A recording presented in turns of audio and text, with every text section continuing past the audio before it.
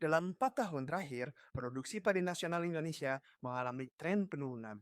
Berdasarkan berita resmi statistik BPS, produksi padi mencapai 54,7 juta ton GKG pada tahun 2022, turun menjadi 53,98 juta ton GKG pada 2023, dan turun lagi menjadi 53,14 juta ton GKG pada tahun 2024.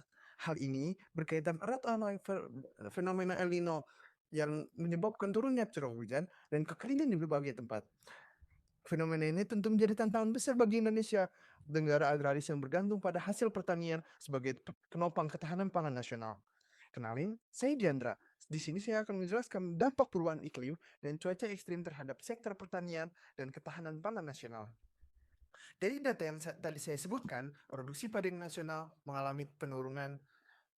Dijelaskan oleh Kementerian Pertanian 2024, El Nino menyebabkan penurunan curah hujan hingga 30-60% di berbagai wilayah produksi seperti Jawa Tengah, Jawa Timur, dan Sulawesi Selatan, sehingga banyak lahan mengalami kekeringan dan gagal tanam. Kondisi ini menggambarkan bagaimana perubahan iklim global secara langsung mempengaruhi ketersediaan air dan masa tanam di Indonesia. Dampaknya tidak hanya pada produksi padi, tentu ini juga sangat mempengaruhi ketahanan pangan nasional. Berdasarkan laporan Indef 2025, penurunan produksi membuat stok beras nasional menurun dan harga beras melonjak di pasar.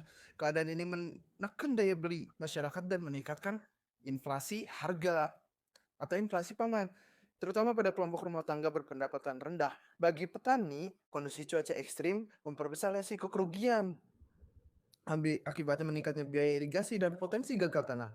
Dalam menghadapi situasi ini, pemerintah harus aktif dalam menjaga kestabilan pangan nasional.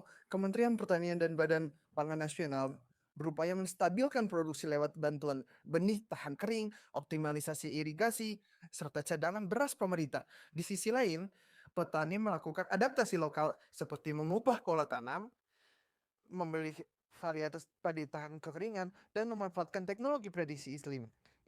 Selain itu, lembaga riset dan ekonomi Indef memberikan analisis dan rekomendasi kebijakan untuk menjaga stabilitas harga dan pasokan pangan. Jika tren El Nino terus meningkat tanpa adaptasi dari petani dan pemerintah, maka risiko penurunan produksi akan terulang selama beberapa tahun ke depan. Jadi, kita harus beradaptasi terhadap tren ini. Untuk menjaga ketahanan pangan nasional, pemerintah perlu memperkuat pertanian berbasis adaptasi iklim seperti memberikan varian-varian tahan kekeringan dan meningkatkan sistem irigasi digital. Petani perlu menerapkan teknologi pertanian ramah iklim serta memperkuat cadangan pangan daerah agar pasokan stabil saat produksi turun. Sosialisasi dan edukasi masyarakat dari pemerintah, universitas, dan sektor swasta penting agar sistem pangan nasional menjadi lebih siap menghadapi perubahan iklim. Sekian dari saya. Assalamualaikum warahmatullahi wabarakatuh.